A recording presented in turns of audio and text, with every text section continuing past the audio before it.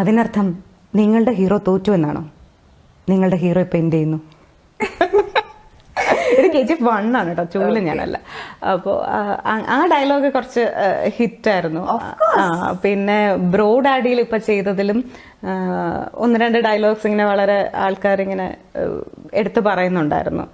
വാടാ മൂത്ത മോനെ എന്ന് പറയുന്ന അങ്ങനെ കുറച്ച് സംഭവങ്ങൾ, അതൊക്കെ വളരെ കുഞ്ഞു കുഞ്ഞു സംഭവങ്ങളാണ്, പക്ഷെ അത് ആൾക്കാർക്ക് ഇഷ്ടമായി, രസമുണ്ടായിരുന്നു. പിന്നെ പുലിമുരുകനിൽ പറയുന്നുണ്ട് നീ പോടാ എലി മുരുക എന്ന് പറയുന്നത്. അതൊക്കെ ഇത്ര ഇതായിട്ട് ചെയ്യുന്നത് കാരണം അവർ പറഞ്ഞു തരുന്നതാണോ അതോ ചേച്ചി ആ മൂഡ് അനുസരിച്ച് അത് ക്യാച്ച് ചെയ്യുന്നതാണോ? യൂഷ്വലി ഡയറക്ടേഴ്സ് ആദ്യം നമ്മളെ കൊണ്ട് പറയിപ്പിക്കും. നമ്മളുടെ മോഡുലേഷനിൽ അവരത് കേട്ട് നോക്കിയിട്ട് അത് ഇഷ്ടപ്പെട്ടില്ലെങ്കിൽ മാത്രമേ അവർ കറക്റ്റ് ചെയ്യുള്ളൂ. അങ്ങനെ വേണ്ട, ഇങ്ങനെ ഒന്ന് പറയൂ എന്ന് പറയും.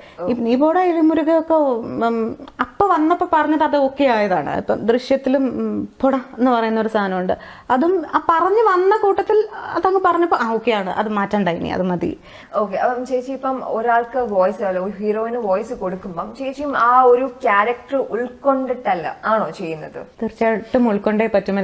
ഇതിലൊക്കെ തമാശ കഥാപാത്രത്തെ ഉൾക്കൊള്ളുന്ന സമയമാണെന്നൊക്കെ നമ്മൾ തമാശക്ക് പറയുമെങ്കിലും ഡെഫിനറ്റ്ലി നമ്മളത് ഉൾക്കൊണ്ടേ മതിയാവുള്ളൂ. അല്ലാതെ നമുക്ക് വെറുതെ നിന്നിട്ട് നമുക്കൊരു സംഭവം അങ്ങനെ അങ്ങ് റെൻഡർ ചെയ്യാനൊന്നും പറ്റത്തില്ല.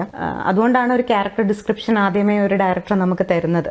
എൻ്റെ ക്യാരക്ടർ ഇങ്ങനെയാണ്. ഇപ്പം പളുങ്ക് പോലെയുള്ള സിനിമയിൽ ബ്ലസ്സി സാർ എൻ്റെ അടുത്ത് ഒരു 15 മിനിറ്റ് എന്നോട് ആ ക്യാരക്ടറിനെ പറ്റി സാർ സംസാരിച്ചതിന് ശേഷം ഡബ് ചെയ്തൊരു സിനിമയാണത്. കാര്യം വളരെ ഒരു നാടൻ പിന്നെ ക്യാരക്ടറാണ്. പശുവിനെയും കോഴിയെയും ഒക്കെ നോക്കി ഒരുപാട് ആക്ടിവിറ്റീസിൽ പിന്നെ ഡയലോഗ് റെൻഡർ ചെയ്യുന്ന ഒരു ക്യാരക്ടറാണ്. അപ്പം എത്രത്തോളം ആ ഒരു നാട്ടിൻപുറത്തുകാരിയെ ഉൾക്കൊള്ളാൻ പറ്റുമോ അത്രത്തോളം സാർ എന്നെ അത് ഡിസ്ക്രൈബ് ചെയ്ത് തന്നിരുന്നു ആ കഥാപാത്രത്തെ. തീർച്ചയായിട്ടും ഒരു പരിധി വരെയെങ്കിലും നമ്മൾ ആ സിറ്റുവേഷനിൽ നമ്മൾ നിൽക്കുന്നതായിട്ട് ചിന്തിച്ചാൽ മാത്രമേ നമുക്കത് അങ്ങനെ റീപ്രൊഡ്യൂസ് ചെയ്യാനോ അല്ലെങ്കിൽ ആ ഡയലോഗ് റെൻഡർ ചെയ്യാനോ പറ്റത്തുള്ളൂ. ചേച്ചി എങ്ങനെയാണ് ഈ ഒരു ഡബിംഗ് ഇൻഡസ്ട്രിയിലോട്ട് വന്നത്? ആക്ച്വലി എനിക്കൊരു 5 വയസ്സൊക്കെ ഉണ്ടായിരുന്ന ടൈമിൽ, 5 വയസ്സ് 6 വയസ്സൊക്കെ ഉള്ളൊരു ടൈമിൽ എൻ്റെ ഡാൻസിൻ്റെ ഫോട്ടോസ്, അരങ്ങേറ്റത്തിന്റെ ഫോട്ടോസ് കിട്ടിയപ്പം എൻ്റെ അച്ഛൻ ഡോക്ടറായിരുന്നു. അപ്പം കൺസൾട്ടേഷൻ റൂമിൽ വേറൊരാളുണ്ടെന്ന് അറിയാതെ, അല്ലെങ്കിൽ അത് കണ്ടിട്ടും കൊച്ചുകുട്ടി ആയതുകൊണ്ട് ആ ഒരു കേർട്ടസി കീപ്പ് ചെയ്യാതെ വേഗം ആ മുറിയിൽ ചെന്നിട്ട് അച്ഛനെ ഈ ഫോട്ടോ കാണിച്ചു. പക്ഷെ ഓപ്പോസിറ്റ് ഇരുന്ന ആളൊരു ആർട്ട് ഡയറക്ടറായിരുന്നു, സാനന്ദരാജ് എന്ന് പറഞ്ഞിട്ട്. അങ്കിൾ എൻ്റെ ഈ ഫോട്ടോ മേടിച്ച് നോക്കിയിട്ട് മോൾക്ക് അഭിനയിക്കാൻ ഇഷ്ടമുണ്ടോ എന്ന് ചോദിച്ചു. ഉണ്ടെന്ന് പറഞ്ഞിട്ട് ഞാനും കളിക്കാൻ പോയി. അത് ഒരു കൊച്ചുകുട്ടിയുടെ ഒരു ഇത്.